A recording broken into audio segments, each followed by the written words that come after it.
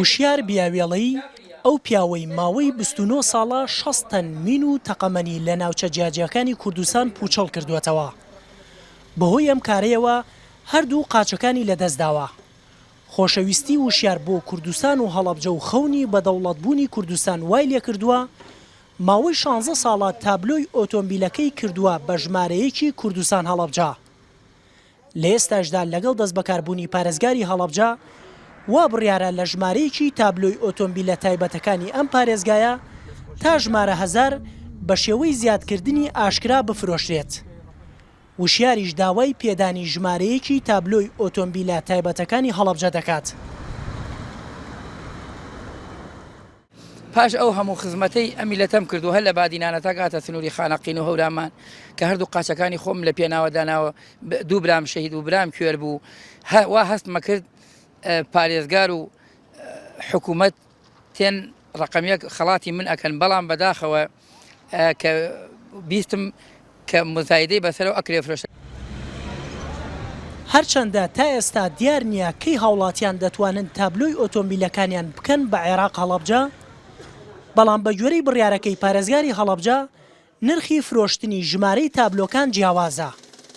بە جۆرێک ژمارەیەک تا 9 نرخەکانیان بەرزترە لە ژمارە 10 تا 92.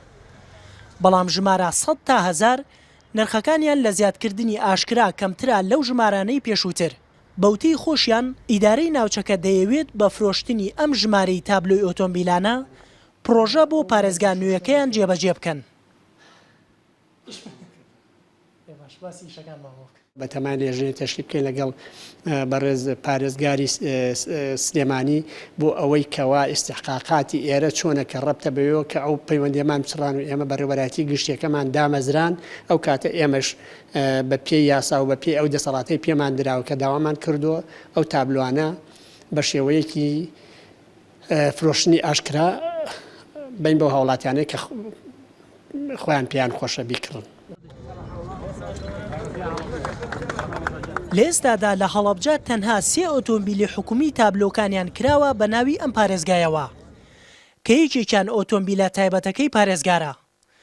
لەگەڵەوەشدا بەشێک لە هاوڵاتیانی سنوورەکە لە چاوەڕوانی پێدانی تابلۆی ئۆتۆمبیلی هەڵەبجەن بۆ ئۆتۆمبیلەکانیان. بەڵام نازانرێت لەگەڵ کردنەوەی بەڕێوەبەراتی پاسپۆرت لە هەڵەبجە یەکەم پاسپۆرتیش بە زیادکردنی ئاشکرا دەدرێت بە هاوڵاتیان یاخود هەر کەسە و شانسی خۆی و یەکەم پاسپۆرتی بەرکەوت. وریا حەمەکەریم NRT هەڵەبجە.